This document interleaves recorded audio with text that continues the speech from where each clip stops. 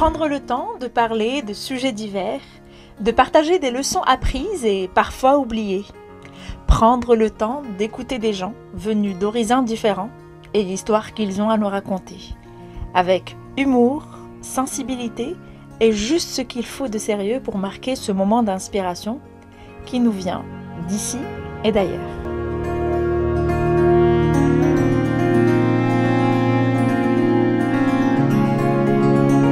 Bien bonjour mes chers auditeurs et bienvenue à un nouvel épisode d'ici et d'ailleurs. Aujourd'hui je suis avec une invitée spéciale qui nous vient d'une région qui, pour le moins qu'on puisse dire, a une très grande place dans mon cœur. C'est au fait ma région d'accueil où j'ai fait mes premiers pas au Canada. Lisa Brault nous vient aujourd'hui de l'Acadie et plus spécialement de la région de Moncton. Bienvenue Lisa et merci d'avoir accepté mon invitation. Merci à toi.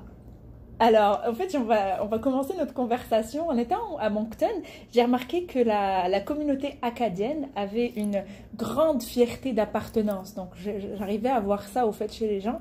Le fait qu'ils soient fiers de leur héritage culturel, historique, etc. Donc, commençons d'abord par le commencement. Qui sont les Acadiens, pardon? Oui, ben, ils sont Canadiens aussi, mais... si on remonte un peu dans l'histoire, les Acadiens étaient d'origine française. Donc, plusieurs sont partis au 17e siècle, se sont installés d'abord dans la région de Nouvelle-Écosse que l'on connaît aujourd'hui comme Port-Royal, ainsi qu'au Nouveau-Brunswick. Alors, ils faisaient vraiment partie des premiers arrivants. Après, les gens qui étaient déjà ici, c'était les Autochtones. Alors, on s'est fait des amis avec les Autochtones, ils ont beaucoup appuyé. Alors, les Acadiens ont défriché les terres, ils ont développé vraiment une science au niveau des aboiteaux. Donc, c'était pour cultiver les terres. Les terres, à l'époque, dans la région où ils se sont installés, étaient salants, des marais salés. Ça fait qu'ils ont, oui, ingénieusement développé, en tout cas, donc pour survivre, hein, vraiment, si on se met dans l'époque. Mais ils sont arrivés d'où, au fait? Ils sont arrivés de la France. Ok, oui, de la région du Poitou. D'accord. Poitou-Charentes. Pour la plupart. Il y a des gens qui étaient venus du Nord et Normandie aussi. Donc, il y a quelques origines, mais surtout, oui, la côte ouest de la France. Alors, ça, ce sont les premiers Acadiens. Mm-hmm. Et... il y a eu des événements tragiques dans le sens qu'éventuellement, il y a eu les guerres entre l'Angleterre et la France. Donc, les Acadiens étaient un peu dans le milieu de tout ça. Hein, ils avaient leurs terres, mais là, ils perdaient le droit des terres parce que l'Angleterre devenait, en tout cas. Après, oui, après le va-et-vient, ils ont dû céder leur place et puis ils se sont fait déporter. Il y a eu un événement qui s'appelle la déportation ou le grand dérangement qui a commencé en 1755. Donc, ce que ça veut dire, c'est que le peuple au pouvoir, hein, qui était l'Angleterre, voulait s'en débarrasser. Hein, c'est un peu comme ça. Donc, on a voulu disperser les Acadiens. On les a mis sur des bateaux et puis il y en a qui étaient débarqués dans certains États aux États-Unis, oui, vraiment dispersés. Donc, l'Acadie d'aujourd'hui, disons aussi, on parle d'une diaspora acadienne, parce que l'Acadie, elle n'a pas son territoire propre. Et parce que les Acadiens, oui, ceux qui ont survécu, on les retrouve un peu partout au monde. C'est un peu ça la réalité d'aujourd'hui. La concentration, il reste que la région du Nouveau-Brunswick a peut-être la plus grande partie des Acadiens. Hein, il y a des régions qui ont les gens ont pu se sauver. Hein, les Acadiens, oui, en tout cas, c'était vraiment au niveau de la survie avec l'aide des Autochtones. Donc, les Acadiens d'aujourd'hui, comme je dis, il y en a qui vivent un peu partout au monde, mais surtout dans les provinces atlantiques, donc les maritimes. Et avec l'évolution du temps, du côté linguistique, l'évolution de la langue, oui, je veux dire, entouré, il y a eu des régions qui étaient plus isolées, francophones, le parler a un peu moins évolué, mais le français a été beaucoup influencé par les voisins anglais, hein, parce que les Acadiens faisaient partie, sont minoritaires, nous sommes encore minoritaires au niveau de la francophonie, alors ça a beaucoup joué sur le développement de la langue. Donc en fait, il faut savoir que les Acadiens, ils ont ce dialecte qui est vraiment très typique et qui s'appelle le chiac. Est-ce que tu peux nous parler un petit peu de ce dialecte? Comment est-ce qu'on peut le définir? Comment est-ce qu'on peut le caractériser?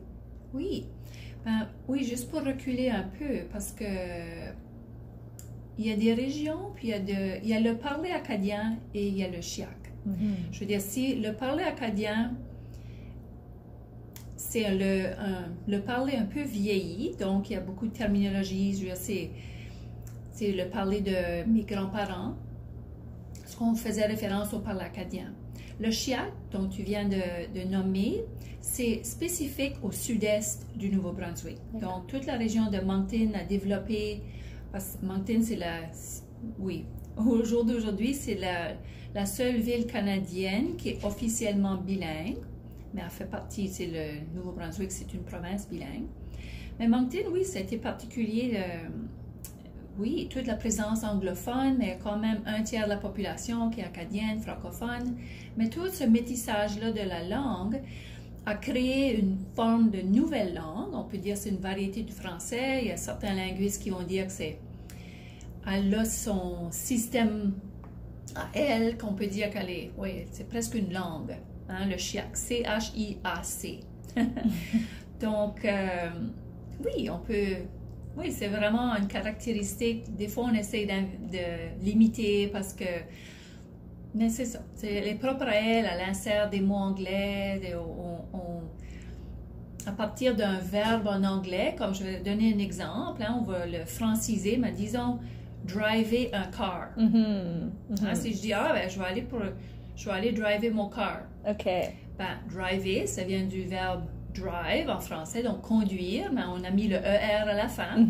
Puis pour mon franciser car, l'anglais. oui, ça peut être mon char, selon les régions, parce que c'est assez particulier et fascinant, je trouve, comment d'accent et de petites particularités. Si on sort je ne sais pas, quand tu étais au Nouveau-Brunswick, si tu te déplaçais, tu entendais comme un village à un autre ou une petite ville à une autre, il peut y avoir vraiment des expressions différentes, puis des accents, oui, une phonétique particulière pour chaque petite région. C'est sûr, en tout cas, c'est vrai que j'entendais beaucoup riche. C'est très très riche, linguistiquement parlant et aussi culturellement parlant. Et d'ailleurs, c'est pour ça que je voulais rebondir sur un fait, enfin pas un fait, mais plutôt une question. Est-ce que tu peux nous parler un petit peu de l'héritage culturel acadien, justement? Est-ce qu'il y a des traditions spécifiques, des plats, des fêtes, quelque chose qui caractérise la culture acadienne? Oui, et puis j'aime revenir, je sais que tu as dit au tout début, tu m'as posé la question par rapport à ton observation sur l'appartenance, que les Acadiens semblaient être un peu, oui, d'avoir ce sens d'appartenance. Puis je crois que c'est aussi dû à notre histoire, qu'on a dû se tenir debout comme peuple. Je veux dire, il y a eu beaucoup de pertes, mais oui, oui, les gens se sont mis sur pied. C'est vraiment comme une belle petite histoire. Maintenant, quand on regarde le développement de l'Acadie ou de la francophonie, c'est dans les provinces atlantiques.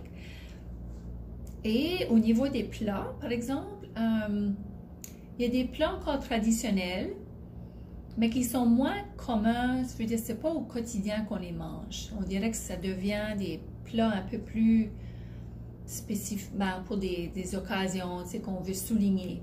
Oui, il y a le fricot, ça demeure. Le fricot, c'est une forme de soupe au poulet avec carottes, patates, pommes de terre et l'ingrédient principal qui est la sarriette. Donc, c'est une herbe séchée, oui, qui donne saveur. Donc ça, oui, il y a beaucoup de familles acadiennes encore aujourd'hui qui cuisinent, oui, le fricot. Hein, surtout l'hiver ou l'automne, cette période qu'on s'intéresse à un plat chaud. Puis beaucoup des plats acadiens typiques sont à base de pommes de terre. D'accord. Oui, puis ou bien, tu sais, c'est pommes de terre, viande, légumes. Tu sais, ça change, c'est sûr, hein, on est ouvert, on mange de tout, mais si on cherche un plat, oui, spécifique ou il y a quelque chose à base de patates. D'accord. Parce que c'était ce qu'on avait, tu sais, le plus. On cultivait des patates, des carottes, des choux. Et pour une bonne période, il y avait moins de variétés de légumes pour une belle période de notre époque, de notre histoire. D'accord. Donc, parlons de fêtes. Est-ce qu'il y a, je sais qu'il y a la fête de l'Acadie, hein, le 15 août. Le 15 août, c'est ça, fête nationale. Puis ça avait été déterminé dans les 1800. Il y avait une convention, puis on avait déterminé que c'était... On avait choisi une date, oui, une fête nationale. Même si on n'est pas un vrai pays, c'est sûr. Comme je dis, c'est un peu mythique, dans le sens qu'on parle de l'Acadie, mais elle n'a pas sa carte géographique à elle. Mais on a une fête nationale, on a un hymne national qui est la Vive Marie Stella. Ah oui, il y a une hymne nationale aussi acadienne, d'accord. Ouais. Ah ça, je ne savais pas. D'accord. Oui, puis le drapeau, tu as vu le drapeau, en fait, c'est le drapeau de la France, plus une étoile jaune qui est à gauche, en haut. Puis l'étoile jaune avait été choisie pour représenter la Vierge Marie, ou disons, elle était comme la patronne de l'Acadie. Puis ça fait référence à l'époque aussi, qui était une époque très croyante, religieuse. Conservateur. Oui, et puis c'est ça, la plupart des Acadiens à l'époque étaient catholiques. D'accord. Donc la Vierge Marie, oui. Elle était symbolique. Et le 15 août, je sais qu'il y a un événement spécial qui se passe ce jour-là. Donc, est-ce que tu peux nous en parler un petit peu? Comment se passe la journée du 15 août? Ben, on va manger nos plats traditionnels et puis une autre chose qui est typique pour le 15 août, c'est le tintamarre. Oui, c'est que le tintamarre, ce que c'est, je veux dire, normalement c'est à 18 h. Juste, ça peut avoir lieu plus tôt dans la journée, mais ça fait que normalement les rues sont fermées pendant, comme on va dresser un petit trajectoire, puis on va dire, OK, le tintamarre passe dans ces rues. Et donc, ce qu'on fait, c'est symbolique dans le sens qu'on veut un peu faire un coucou tout le monde, voici, on est encore ici. Hein, les Acadiens sont encore là et on va faire du bruit. Donc, on sort nos casseroles, nos potes puis nos pintes, comme ça c'est en acadien. Puis on va faire du bruit, on va crier, on va comme célébrer. Avec des klaxons partout. Des klaxons, oui, tout ce qui peut faire du bruit, mais c'est comme dans une grande fête. Hein? C'est vraiment pour souligner la survivance et la présence que l'on a toujours. C'est-à-dire même après la présence des Anglais et même après la colonisation, on va dire, enfin, colonisation entre guillemets, les Acadiens sont encore là et ils ont quand même réussi à traverser toutes ces années de terreur et toutes ces années qui étaient quand même très très difficiles.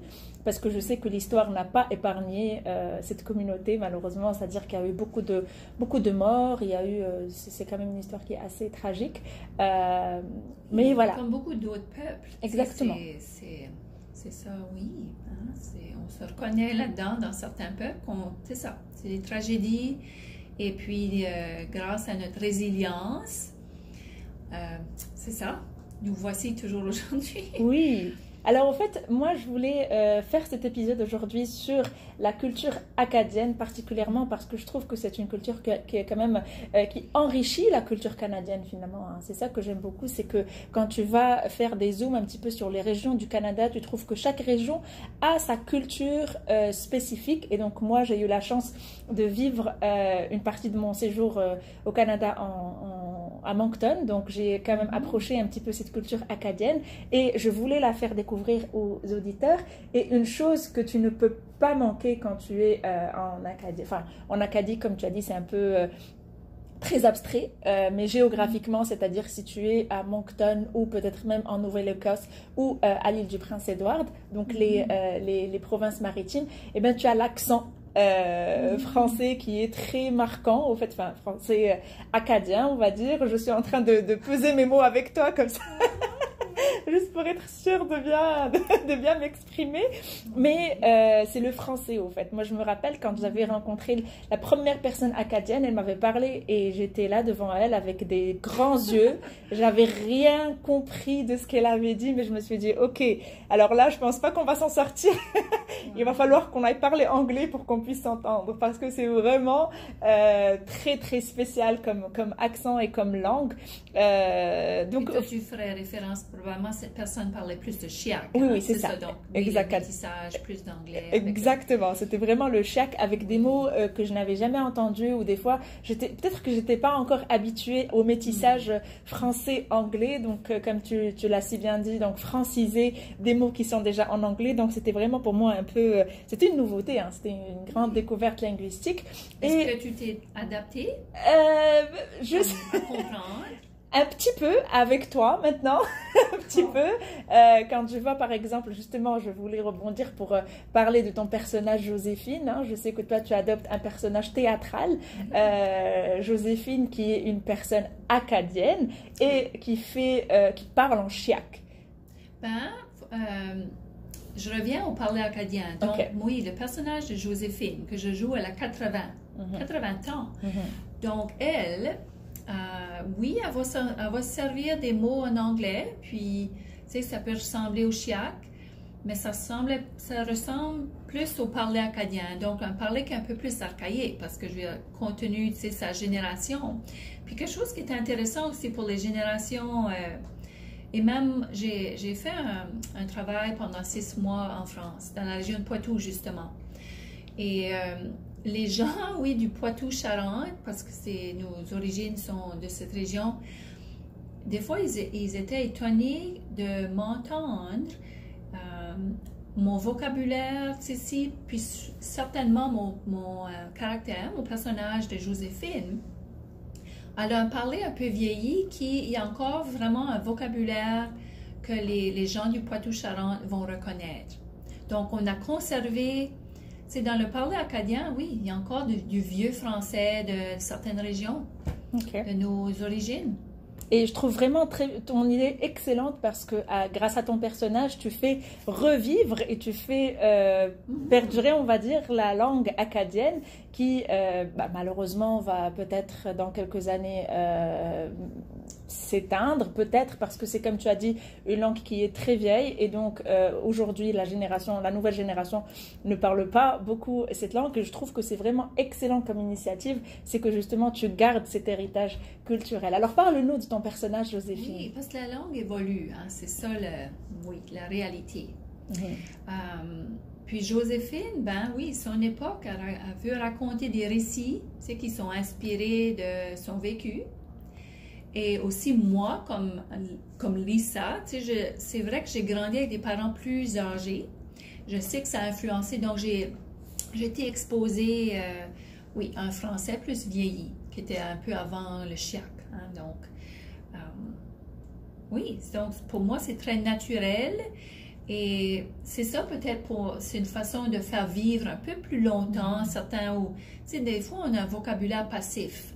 Des fois il y a des mots qu'on dit, ah oui, c'est familier, j'ai entendu, mais on ne l'emploie pas. C'est pas dans notre vocabulaire actif. Donc, quand je joue le rôle de Joséphine, je trouve c'est intéressant que mon cerveau, c'est comme s'il va chercher ces anciens mots-là que mes parents utilisaient. Les matantes, les mononcles, et ça mène... Juste une mention spéciale, Lisa, s'il te plaît, parce que là, tu dis ma tante, ma tante et les mononcles. Moi, ça, par contre, je trouve ça vraiment bizarre parce que on m'a appris que ma tante, c'est 2 mots, c'est ma tante, alors que toi, tu dis que ma tante, c'est un seul mot. Donc, c'est la ma tante, ma tante, c'est ça? Oui, c'est devenu comme un mot, parce que on dit mes matantes, les matantes puis les mononcles. Les mononcles. Ok, d'accord. Oui, puis j'ai un personnage qui était très connu, qui parlait, qui fait vivre le parler acadien. C'est la Sagouine.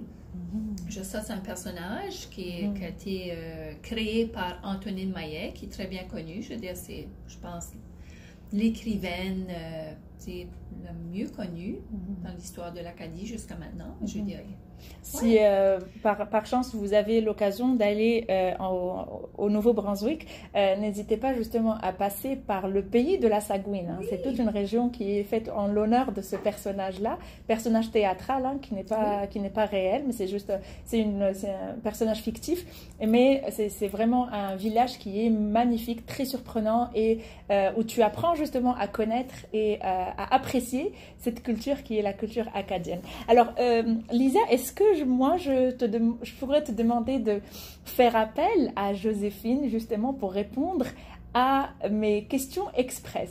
Oui, tu peux. Faut juste que je me transforme en... Ouais, okay. Pour jouer le rôle. D'accord.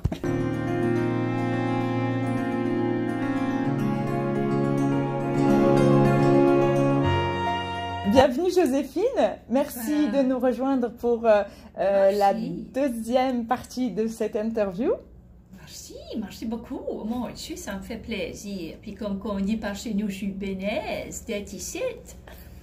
Alors, Joséphine, est-ce que tu peux me dire quelle est ton activité d'été préférée? Une activité d'été? Oh, faut que je dise la beach. Oh, parce que quand c'est acadien, là, tu as l'accès à beaucoup de beach. Sais-tu quoi ce qu'est une beach? J'imagine que c'est la plage. Ah, tu l'as. As-tu été à la plage, toi, quand tu étais en Acadie? Oui, ce sont de très belles plages. Oui, proche de Moncton, comme il y a Bouctouche, Capelé, Chediac, il y a tout ça, c'est toute la beach. Chaque fois je dis, c'est ça mon activité préférée. Puis, quand tu vas à la beach, là, tu vas manger des fried clams après. Les fried clams, c'est des coques frites. OK. C'est comme des mollusques, là, ça. Tu trouves ça. C'est des fruits de mer. C'est des fruits de mer. C'est notre délice en Acadie, parce qu'on a beaucoup de mer. On pêche le poisson, puis il y a tous les fruits de mer, comme le homard. Ouf! Aimes-tu du homard? Oh oui, je me suis régalée avec du homard. Oh, je suis fière pour toi. Alors, et quelle est ton activité d'hiver préférée? Quand c'est l'hiver, qu'est-ce que tu aimes faire? Switch de saison. L'hiver, moi, j'aime aller en raquette. Parce que raquette, je veux dire, c'est vieux ça. C'est vieux, c'est comme marcher, tu peux marcher sur la neige. Tu te strappes ça sur les pieds, c'est aisé.